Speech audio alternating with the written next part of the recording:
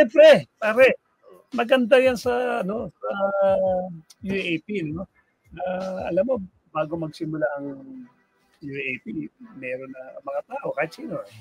Ikaw, ako, mga nanonood, meron ng mga target na Final Four, di ba? Ito yung mga susunod, di ba? Ito yung mga order ng finish na pagkakatapos. And let's face it, na talagang isa sa mga nasa ilalim na lang tinitingnan ni UE. Di ba? Yung magagaling pa ng UE, paggalap yan, nawala pa dyan. Pero yung pagkakapanado nila sa Kelasan,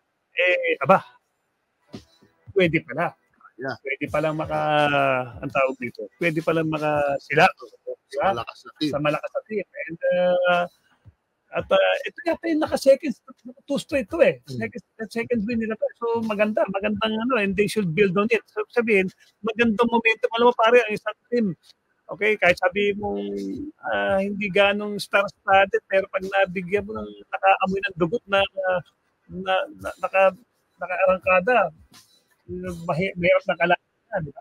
Ngayon, yung sinasabi nila, yung pati ko, kay Kemba, naman na pare, nangyayari sa lahat ng player yan. Pero nagtataka ako, sama-sama ng free-throw niya for that game. 4 out of 10 yata. Ang dami. So, pero siyempre, alam mo, si Kevin Kemba, sa dami ng mga papuri sa kanya na ganito, tao pa rin naman yan. Ang nangyayari sa kanya yung ganyan. Maraming player na nagkakaganyan. Remember pare ang ating kaibigan si Olsen. He missed 2 crucial free throws against Korea. Pare bago siya nag-free throw 89% yung free throw. Correct. 89. Taas all of a sudden dalawa kahit isa lang nanalo. Di ba? You're up by 3. Tama ba? Tapos bigla gano'n, di ba? Parang gano'n eh. So ang masasabi ko lang sa kanya, okay, yung pagkatalo ng kasal na talagang minsan natatapat yung pangit na laro, tapos maganda yung laro ng kalaban. Ano yung UE, 12 3 points sa baba ng score, 75, 71. Well, times 3 yun, 36. Kalahati ng score ng UE, 3 points.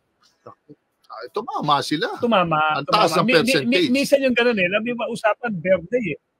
Katambing nga dito, tapos napopostrate na ngayon, alam mo sabi, nagtataka nga ako, no? Okay, sila they started flat. So sabihin, nakita ko mga 28-11 eh. So mukhang maganda yung simula ng UE.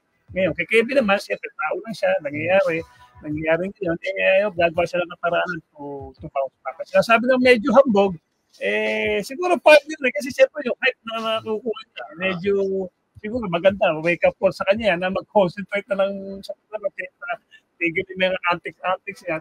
Talagang, ito malaki yung responsibility na hawak niya. So, mas maganda, mabawas-bawas mo niya ng konti.